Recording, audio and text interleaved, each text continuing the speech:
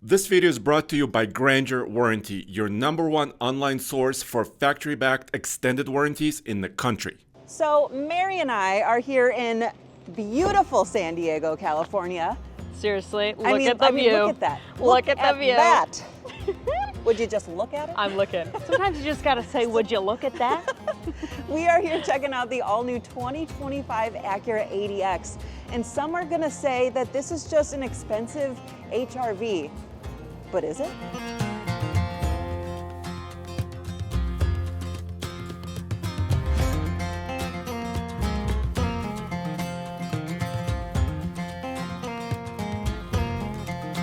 Do you think it's just a fancy HRV?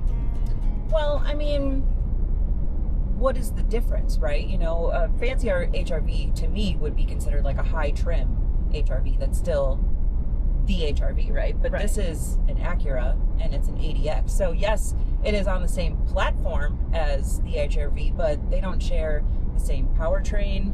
They don't share the same interior or exterior. This is, I think, not an HRV, in my opinion. Okay, prove it. Fine. So with the new Acura ADX, you can tell it kind of continues with the same Acura family design with this black diamond pentagon grille. And then with this A-Spec advanced package, we're gonna have these blacked out gloss splitters at the bottom. Comes with 6 different colors. You can either get a red or a blue. There's a silver and a black and a white, but then we have this urban gray, which is what all of the colors here in San Diego have been offered with. This is also the A-Spec with the advanced package, like I mentioned before, which is gonna give you these 19-inch gloss black wheels. Otherwise, the other options, the ADX or the A-Spec, is just gonna give you 18-inch wheels. So, but if you like smaller wheel, more tire like I do, that might be a better option for you.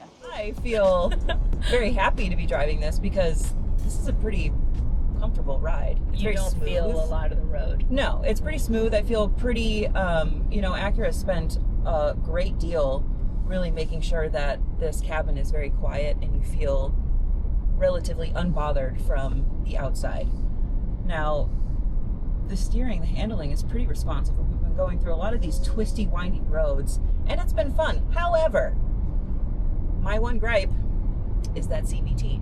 Which I learned all about because I drove the Ford Maverick. Oh, did you? Which also has a CVT, which is a continuous variable transmission. Yeah, you're right. It is, Mary. Yeah. What else can you learn me about CVTs? I learned a lot about CVTs. I learned that they're a lot more fuel efficient, that they have an infinite number of gear ratios, that they are loud, they are expensive to fix, and that they kind of deduct what one might call a sporty experience. Yeah. in a So car. that's basically the pros and cons of a CVT. And yes, this is mated to a CVT, but this has a smart shift CVT, and it also has metal paddle shifters. So not even plastic paddle shifters. It's also weird to see paddle shifters in any type of vehicle that has a CVT because there are no gears necessarily for it to downshift to or anything like that. Sure. But this does have the ability to simulate shifting down gears and then Oh wow, so it almost changes the sound too. well, yes, a little bit. But so it does give you that simulation that you are changing gears with this Smart Shift CVT. It gives you the illusion of control. Yeah. By no means are you changing gears. Yeah. Because there are no gears to change. Right. But it does feel like you are a little more connected to the vehicle, to the road. It is a little better of a driving experience, a little more sporty, especially the feel of these metal paddle shifters is really, really nice. However, my big gripe is that CVT is still so loud. I agree with you. The sound is a lot. It sounds like it's waiting for you to shift up a gear. Like it's just like, like waiting for hello, you. Yeah. you're driving me 40 miles an hour in first gear. What are you doing? Yeah. But I think Acura did as good of a job as they could to try to get that experience back in to the ADX a little bit with that Smart Shift CVT. I agree with you. I think that they did a good job. Yeah. Oh, hello. Welcome to the interior of the new Acura ADX. So we have this beautiful orchid blue interior that they call this. And this is the ADX with the A-Spec Advanced package, and it comes with things like this flat bottom steering wheel. It is also heated, it has heated and ventilated seats, a wireless phone charging system, and then it has a few different drive modes here. So you'll be able to select your different drive modes with this little toggle switch here. And it's going to show you we've got comfort, we've got normal, sport, and then we also have snow right down here. It's got a 10.2-inch instrument cluster, and then when it comes to infotainment, a 9-inch screen with built-in Google, as well as Apple CarPlay and Android Auto. You forgot the most important thing about this interior. Check this out, guys. These make a clicky sound. Oh, Mary, you know me so well. And, you guys, this light changes color when it gets hot, and then it changes blue when it gets cold. It's little things like that. It's the little things. It's the little things in life. I also do like the vents. I think the vents look pretty classy. They're kind of this honeycomb thing going on. The leather, I think leather just is like very luxurious. It is luxurious. I talked about the suede already. It could get pretty gross, pretty grimy, pretty quick. So I like how it looks. This retro basketball uniform vibe we got going on, but at the end of the day, it might not be the most practical option. But I guess if you're looking into a luxury car, you're not really looking into practicality. But the nice thing is, yes, there is suede, but it's not on most of the seats. You know, most of the seat is leather. There are some suede inserts on the edges. So hopefully that won't be too big of a deal going forward. This video is brought to you by Grainger Warranty, which is the leading online manufacturer-backed extended warranty dealer in the country, covering nearly all makes and models like this Acura ADX. Factory warranty means any appropriate dealer in the country will fix your car or truck using manufacturer's original parts and installed by manufacturer-trained techs. With Grainger, you can save an average of $1,000 on your factory-backed warranty. So go to GraingerWarranty.com, click on that link below, get yourself some peace of mind with the ride you love. This is a pretty small compact SUV, but this is like what people who are looking to jump into that more premier vehicle experience are going to be looking at. They also have a premium sound system in here with the Bang & Olufsen. Words are hard for me now. Bang & Olufsen. Bang & Olufsen. Bang & Olufsen. 15 speakers in this little guy, which is a lot. From tip to tail. From tip to tail, baby. Yeah. Yeah, and it is a good sound system. It is a great sound system. So we have an all-wheel drive option here, and that actually comes with an extra goodie. Under here, this cargo area, I sincerely apologize for this noise, but we got a spare, y'all. The all-wheel drive options do provide a spare. The front-wheel drive options, they will give you a fix-a-flat. But, oh God, it's so bad. But back here we have 24 cubic feet of room, and you pop down the second row, it jumps up to 55 cubic feet. That is actually no joke for space when it comes to a compact SUV. In terms of the, Jen, thank you. In terms of the back seat, more leather, more blue suede. If I was a passenger back here, I think I would feel just fine. I feel like it's roomy. I wonder if these seats cannot lean, which is fine. Most back seats can't. There's ample leg room. Pretty low thing, which is pretty typical. There is climate control back here with two USB-C ports. Oh, sick. But there's no adjusting the actual temperature. It's just the little grates. The vents? Vents. Yeah. What's the yes. squish factor on that Oh, center? this is Jen's favorite thing, Oh, the yeah. squish factor. It matters. It's almost too squishy. Oh, wow. Look at that. Yeah, this is a lot. But they do have 2 cup holders back here, and they also have 2 cup holders in the seats. Also, get a pretty sick view of the panoramic moonroof is what they call it. There she goes. One touch of a button, and you can see the heavens. You know, I counted. There's 8 cup holders in here. 8 cup holders. And they are big enough to hold 32-ounce water bottles. Dang. So that's pretty nice. That is pretty nice. Here she comes. Popping in. Oh, this is actually... See what I mean, though? Wait, sit back. Okay, easy.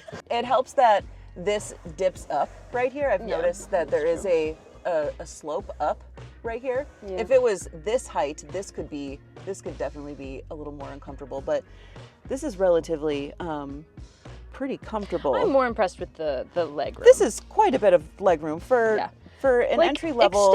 Extend your knees. She's comfy. I'm comfy. So Mary, one of the biggest differences that I think makes this not just an HRV, like yes, it's the bones of it, but the powertrain. So this is a 1.5 liter turbocharged VTEC 4-cylinder. It has 190 horsepower, 0 to 60 in 7.8 seconds, versus the HRV, which is a 2 liter 4-cylinder, and it has 158 horsepower, 0 to 60 in over 9 seconds. That is a huge difference. Makes a big difference in a lot of different ways. It makes a big difference.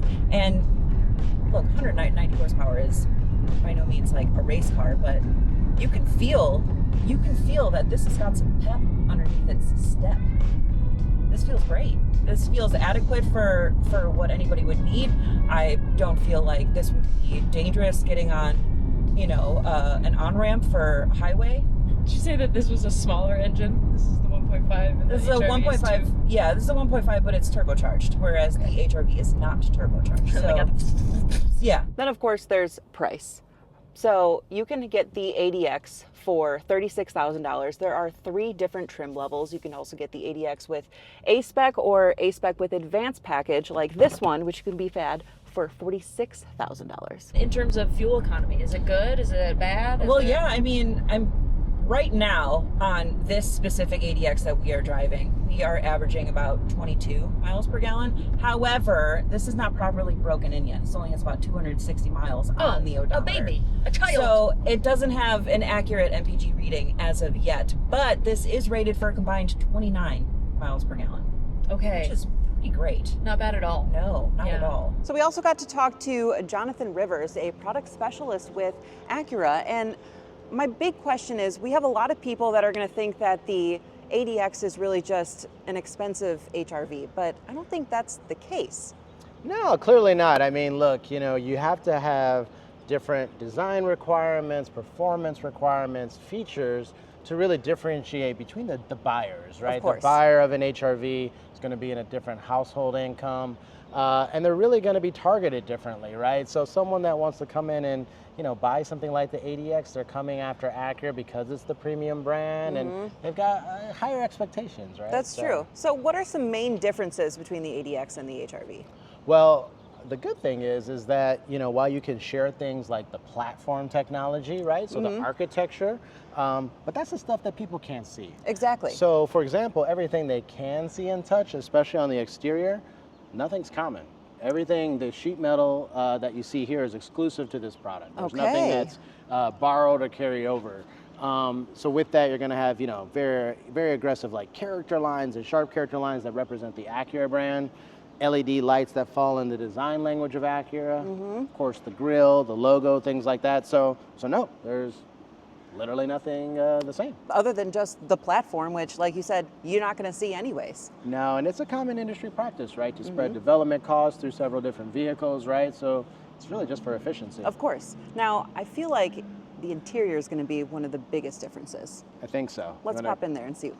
So this is this new orchid and blue interior. So it's a big departure, right? But to your point, it's common industry practice to be efficient, to use certain items from one model to the next. But I think anyone that steps into this is going to see how different it is, and really how more premium it is than something like the HRV. I was just going to say premium is the first word that comes to mind when I step foot in here. Well, it's like the contrast stitching, the leather, the touch points, like you said, the seats, right? So the seats, for example, they have ventilation, which like the HRV seats don't, right? But again, it's a totally different buyer. Of course. They're paying more money. But they're getting it, for what they're paying.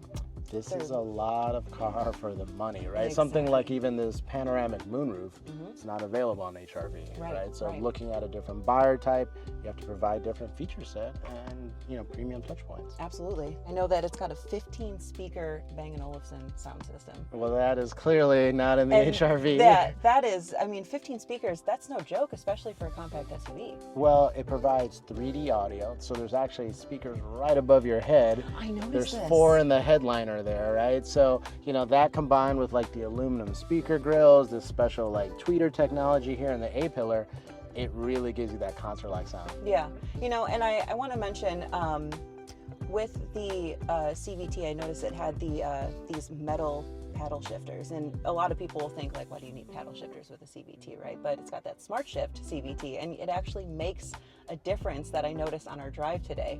Do you have any comment about the Smart Shift CVT? Well, yeah, and it's something that we introduced even on the Acura Integra, right? So, you know, clearly on that car you can get a manual transmission, but for the most part, buyers are buying the CVT, and they love it, right? Because to your point, we actually have the best of the both worlds with the CVT, because while you have that kind of sequential smooth shifting, you can also create these simulated gear steps that you can then use the paddle shifters to control. And if you're using it in the S mode, it actually kind of like hold the gear for you. I noticed that, you know, going through some turns today, I'm like, this feels like this is a regular transmission, you know, I feel very connected to everything. Yeah, it's a lot of fun, and it just gives you that kind of sporty driving dynamics. Yeah, well, this has been just an absolute pleasure to be able to get to talk to you and to see a little bit of the differences between the ADX and the HRV, and it is definitely sharing nothing but just the platform. For sure. Yeah, thanks for having me. I appreciate it. Thank you so much, Jonathan. Thank you. So seeing as it has a different powertrain, it's more powerful, it has a more premium interior, it literally shares nothing with the HRV other than the platform.